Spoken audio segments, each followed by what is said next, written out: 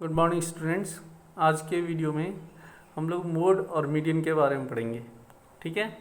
Mode, an observation which has maximum frequency is called mode. ऐसा observation जिसकी सबसे ज़्यादा फ्रीक्वेंसी होती है उसको हम मोड बोलते हैं। और फ्रीक्वेंसी क्या बताया था मैंने कि जो ऑब्जर्वेशन सबसे बार आता है उसको हम फ्रीक्वेंसी बोलते हैं। यानी कि कोई भी डाटा हमें दिया हुआ है और उसमें हमें मोड फाइंड करना है तो हम ये देखेंगे कि कौन सा ऑब्जर्वेशन सबसे ज़्यादा बार आया हुआ है। जो ऑब्जर्वेशन सबसे ज़्यादा बार आया होगा या जो ऑब्जर्वेशन मैक्सिमम टाइम रिपीट हुई होगी, सबसे ज़्यादा बार रिपीट हुई है, वो ऑब्जर्वेशन मोड कहलाता है ना। यानी हम ये कह सकते हैं कि वो ऑब्जर्वेशन जिसकी फ्रीक्वेंसी सबसे ज़्यादा है वो मोड कहलाता है। यहाँ पर हम देखेंगे कि जैसे यहाँ 1 जो है ये 3 बार है, तो 1 की फ्रीक्वेंसी 3 है, और 2 जो है यहाँ ये 4 बार है। जैसे पिंक से मैंने डिनोट कर रखा है यहाँ पे, पिंक लाइन यहाँ पे दिख रहा है आपको।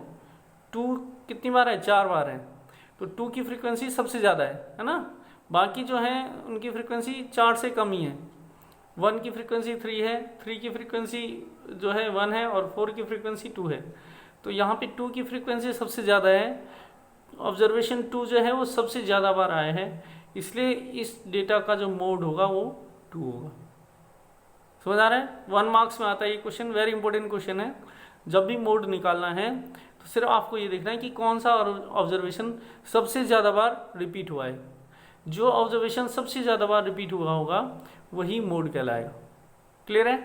अच्छा, इसके बाद ये रिमार्क है इसमें कि अ data has more than 1 mode. कोई भी डेटा है हमारे पास, उसमें एक से ज़्यादा मोड भी हो सकता है। जैसे अभी यहाँ पे 4 बार है 2, और ये भी हो सकता था कि 1 भी 4 बार होता, तो फिर इसके 2 मोड हो जाते। जैसे ये इसी का एग्जाम्पल बनाया मैंने यहाँ पे कि यहाँ पे जो 1 है ये 3 बार है और 2 भी 3 बार है, तो दोनों की फ्रीक्वेंसी सेम है ना। सबसे ज़्यादा बार 1 भी है और सबसे ज़्यादा बार 2 भी है। 1 भी 3 बार रिपीट हुआ है और 2 भी 3 बार रिपीट हुआ है। तो इस डेटा का जो मोड होगा वो डबल डबल हो जाएंगे। 1 भी मोड होगा इसका और 2 भी मोड होगा। यानी कि कोई भी अगर डाटा है तो उसमें एक से ज़्यादा मोड भी हो सकते हैं। एक मोड भी हो सकता है और एक से ज़्यादा मोड भी हो सकता है। ठीक है, ये जरूरी नहीं है कि सिर्फ एक ही मोड होगा, एक से ज़्यादा मोड भी हो सकता है।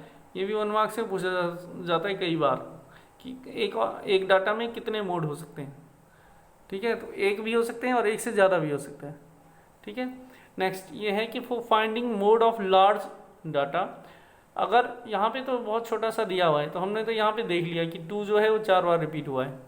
सपोज बहुत बड़ा डेटा दिया हुआ है जिसमें बहुत सारे ऑब्जर्वेशंस हैं, तो उसमें अगर हम किसी ऑब्जर्वेशन को देखें तो सही से हमें पता नहीं चल पाता है कि कौन सा कितनी बार रिपीट हुआ है।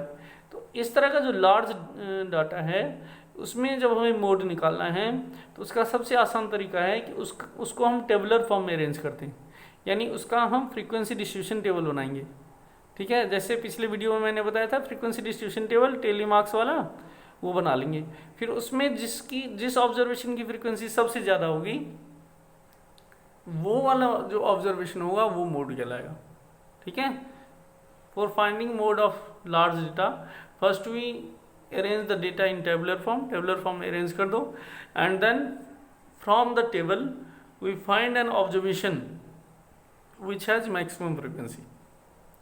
हम उस ऑब्जर्वेशन को फाइंड करते हैं जिसकी फ्रीक्वेंसी मैक्सिमम है। मैक्सिमम फ्रीक्वेंसी जिसकी होगी वही ऑब्जर्वेशन मोड कहलाएगा। ठीक है, लेकिन लार्ज डाटा होगा तो हमें फ्रीक्वेंसी डिस्ट्रीब्यूशन टेबल बनाना पड़ेगा।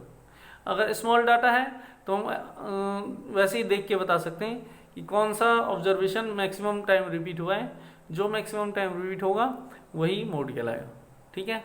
नेक्स्ट मीडियन जब आपको फाइंड करना है तो इसके 3 स्टेप्स हैं हमेशा। वेरी इंपॉर्टेंट कंसेप्ट है ये, क्लास 10th तक आएगा। जो मैं बता रहा हूँ यहाँ पे मीडियन के रूल्स, वो क्लास 7th में इतना डिटेल में है नहीं, बट मैं आपको पूरा डिटेल में एक्सप्लेन कर रहा हूँ।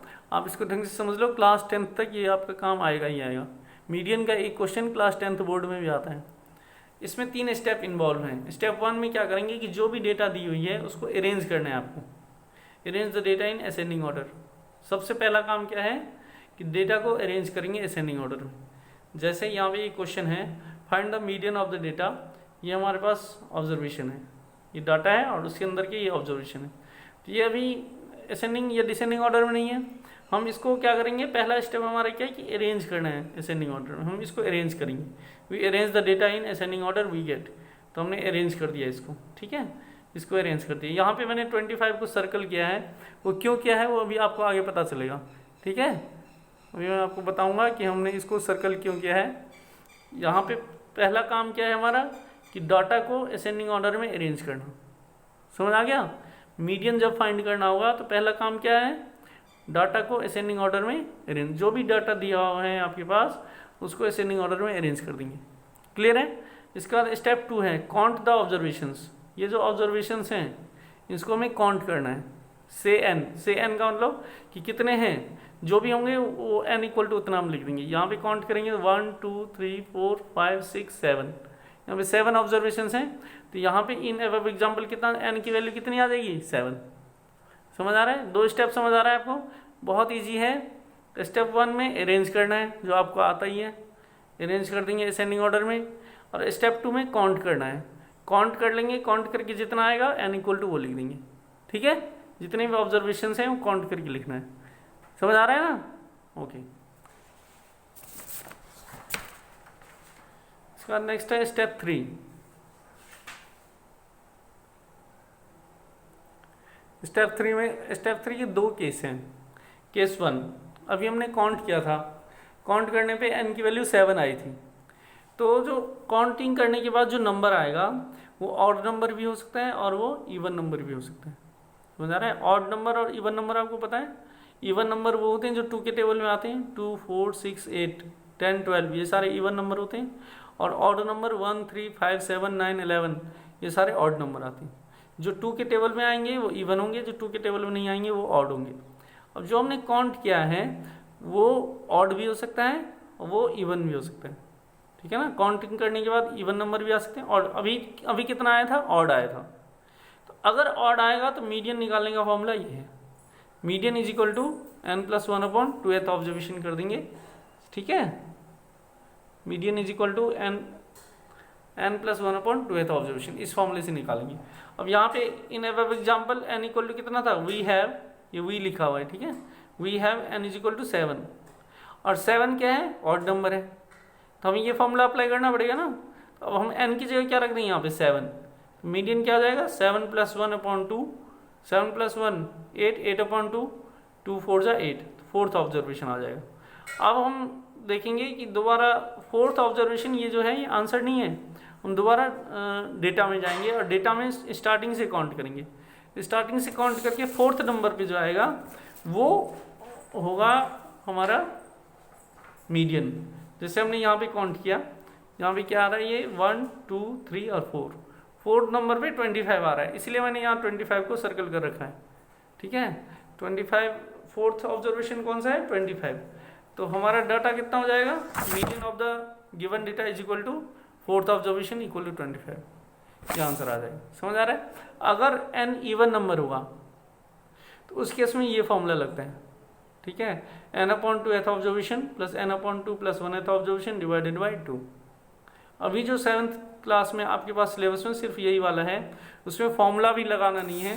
जो NCERT में उन्होंने कंसेप्ट दिया हुआ है बहुत ही आसान दिया हुआ है कि असेंडिंग ऑर्डर में अरेंज कर दो, और अरेंज करने के बाद इसको हम क्या करेंगे, मिडिल वाला जो होगा वही मीडियन हो जाएगा। NCERT में तो ऐसा ही बताया उन्होंने, ठीक है। बट मैं जो बता रहा हूँ ये मेथड आप समझ लोगे तो क्लास 10 तक आपको कोई प्रॉब्लम नहीं आएगी। ये क्लास 10 तक यही मेथड आना है काम में, ठीक है। यहाँ पे बीच में 25 आ रहा है ना, 25 के इधर भी 3 है और 25 के इधर भी 3 है, तो जो बीच में डाटा आता है उसे मीडियन बोलते हैं।